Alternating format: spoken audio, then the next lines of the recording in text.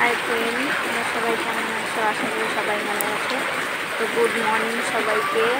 তো দেখো আমাদের এখানে বৃষ্টি হচ্ছে।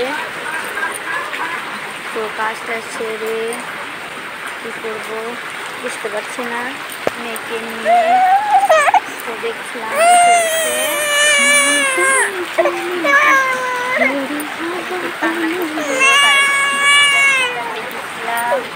তো এটা ঘর দেখো, ছোটো বাচ্চা থাকলে ঘর কীরকম অবস্থা থাকে। তো ঘর আমরা খুবই গরিব, তো দেখতেই তো পাচ্ছ।